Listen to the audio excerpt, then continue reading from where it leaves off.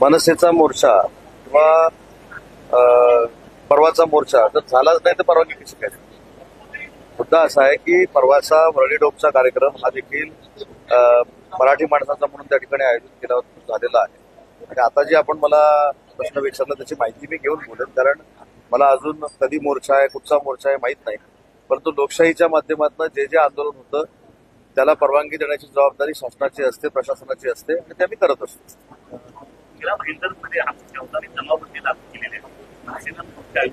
याबाबत जे काही कायदेशीर असेल ते पोलीस तपासून घेतील आणि त्याच्यावर योग्य ती कार्यवाही करतील. उदयजी एक मिनिट त्याचबरोबर कुठला आयटीआय या ठिकाणी त्या प्रमाणात करण्याचं काम पाडण्यात आहे. संरक्षण त्या ठिकाणी 9,500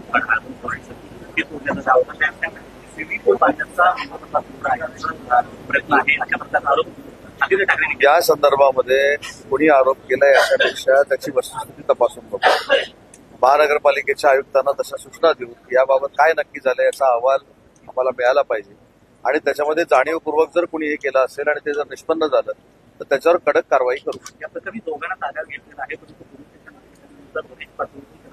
वाचवण्याचे प्रयत्न माहिती काही मिळू दे, कायदेशीररित्या जर अयोग्य असेल तर त्याच्यावर कारवाई करू.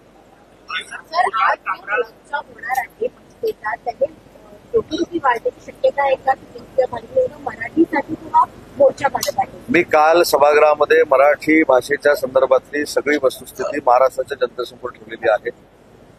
मनसेनं मोर्चा काढलेला आहे हा त्यांचा वैयक्तिक भाग आहे, परंतु ज्या पद्धतीनं मराठीच्या भाषेवर राजकारण केलं गेलं आणि ज्या व्यक्तीनं हा अहवाल म्हणजे युपीटीचे पक्षप्रमुख मुख्यमंत्री असताना हा अहवाल डॉक्टर माशेलकर समितीचा स्वीकारला गेला, त्याच अहवालामध्ये नमूद होतं की हिंदी भाषा ही सक्तीची केली जाणार आहे.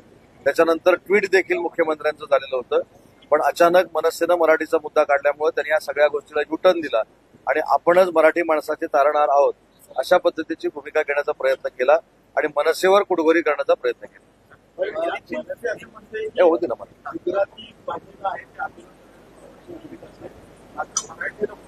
याच्यावर पूर्ण उत्तर दिलेलं आहे. या संदर्भातली बाब तपासू, पण लोकशाहीमध्ये लोकशाहीच्या मार्गाने जर आंदोलन होत असेल तर त्याला प्रशासन नक्की परवानगी देतो हे मला माहिती.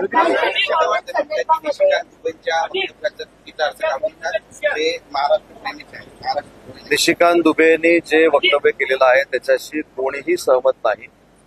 महाराष्ट्राबद्दल आणि महाराष्ट्राच्या मराठी माणसाबद्दल प्रत्येकाला अभिमान असला पाहिजे. मी आज महाराष्ट्रामध्ये राहतो, मराठी माणूस म्हणून राहतो, मला मराठी माणसाबद्दल महाराष्ट्राबद्दल अभिमान आहे आणि हीच माननीय एकनाथ शिंदे साहेबांची भूमिका आहे, शिवसेनेची भूमिका आहे. दुबे कुठच्याही जरी पक्षाचे असले, आमच्या मित्र पक्षाचे असले तरी या वक्तव्याचं समर्थन करण्याची काय आम्हाला आवश्यकता नाही आणि असाच खुलासा भाजपाचे नेते माननीय आशिष शेलार साहेबांनी सभागृहामध्ये केलेला.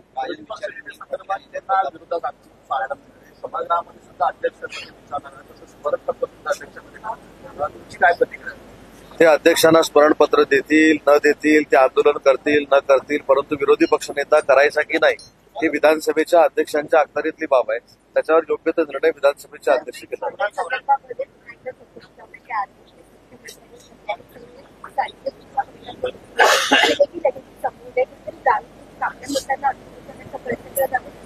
अजिबात तुम्ही शंका मनामध्ये तशी आणू नका आणि निर्माण पण करू नका. मी स्वतः त्या सभागृहामध्ये होतो ज्यावेळी स्वतः संजय शिरसाट साहेबांनी त्याचा खुलासा पण केला आणि कोणाची चौकशी लावली पाहिजे तर आपण हे मिनिट्स देखील बघितले पाहिजे. जर टेंडरमध्ये अनियमितता असेल तर ते आपण तपासून घेऊ, अशा पद्धतीची मुख्यमंत्र्यांची भूमिका आहे. पण आपल्याला ही चौकशी लागली, आता आम्ही अडचणीत, आता शिवसेनेचा मंत्री अडचणीत, अजून अडचणीत, हे कोण सूत्रानं सांगतं मला माहित नाही. पण चुकीच्या गोष्टी देखील रेकॉर्ड घेऊ नये म्हणून मी सांगितलं. मी त्यावेळी सभागृहामध्ये होतो आणि कुठेही शिवसेनेच्या मंत्र्याला त्रास देण्यासाठी ही भूमिका मुख्यमंत्री मोदयांनी घेतलेली नाही. मुख्यमंत्री मोदयांनी सांगितलं की टेंडरमध्ये जर अनियमितता असेल तर तपासून बघू. पत्र शिंदे यांच्याबद्दल जे वक्तव्य केलं होतं, आता त्या 2 दिवसात आपली दाखवा नोटीस जी आहे ती हक्कभंग समितीकडून पाठवली जाते. तो हक्कभंग समितीचा अधिकार आहे, परंतु त्या कोण कामरा काय कोण आहेत कामरा त्याच्यावर काय एवढं बोलून त्याला लायकीपेक्षा मोठं करण्याची पण काही गरज नाही. हक्कभंग समिती ही कायदेशीर चालत असते आणि त्याच्यावर योग्य निर्णय हक्कभंग समिती घेईल. हिंदी में ले तो निशिकांत दुबे सरेआम कह रहे हैं कि पटक पटक कर मारेंगे, और जिस तरह से अवहेलना करी कि मुंबई में कुछ रखा नहीं है, अब तक धिक्कार क्यों नहीं किया गया सरकार की ओर से? किसने धिक्कार नहीं किया? बचाव किया जा रहा है। किसने बचाव?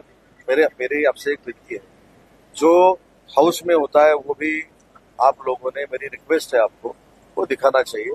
खुद भाजपा के नेता आशीष शेलार साहब ने तो एमपी दुबे जो है उनका कहना अच्छी बात नहीं है, उन्होंने अच्छा नहीं बोला है, इससे हम सहमत नहीं है कि फ्लोर पे बोले।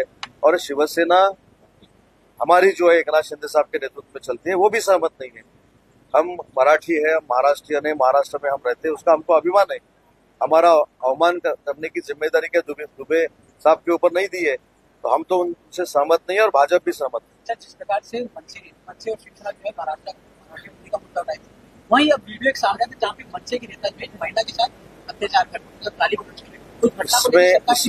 इसमें पुलिस इंक्वायरी होगी और जो दूध का दूध है पानी का पानी हो जाएगा। इसके अलावा आपत्तिजनक शब्दों का प्रयोग किया था शिंदे साहब के लिए, प्रिविलेज कमेटी में मामला है, क्या मौजूदा स्थिति, क्या उसे नोटिस जारी किया जाएगा?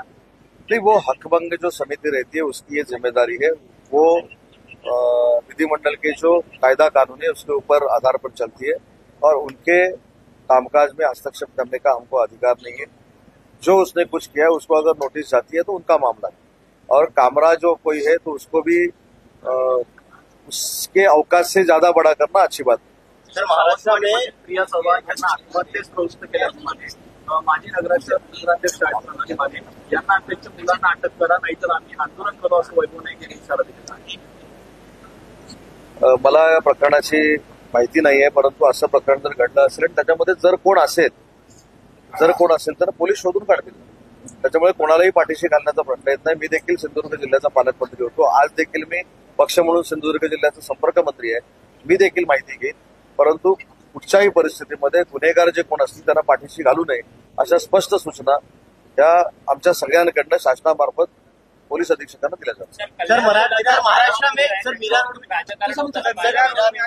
का मोर्चा निकालने वाले लेकिन से इजाजत नहीं दी गई है, आरोप लग रहा है कि गुजराती लोग मोर्चा निकाल सकते हैं, महाराष्ट्र में अपने मुद्दों के लिए मोर्चा नहीं निकाल। ये प्रशासन की बात है, लोकशाही के तंत्र से अगर कोई आंदोलन कर रहा हो तो उसको परमिशन देना नहीं देना ये जिम्मेदारी पुलिस प्रशासन की है, और पुलिस प्रशासन इसके ऊपर भी अन्याय नहीं करेगा, हे मुझको पता है। सर, पलावामध्ये जो काही 72 तासा अगोदर पूल उद्घाटन केलेलं आहे त्या पुलावर राजकारण होताना पाहायला मिळतं।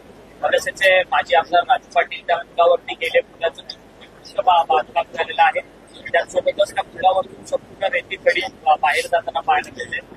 सत्तेतरी सत्ताधाऱ्यांवरती त्यांनी आरोप घेतला की इकडच्या खासदारांनी दबावाखाली हा पूल जो आहे तो लवकरात लवकर उद्घाटन केलं, अर्धवट काम। मला असं वाटतं हे अकसापोटी केलेले आरोप आहेत।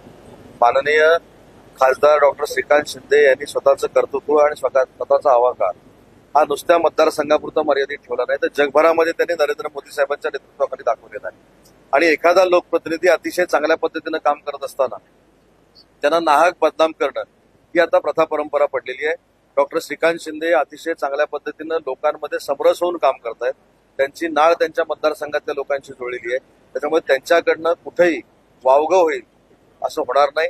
परंतु राजू पाटील साहेबांनी जी काही मागणी केलेली आहे ती देखील आपण तपासून बघू, पण त्यांना डॉक्टर श्रीकांत शिंदेवर आक्षेप घेण्याचा अधिकार नाही।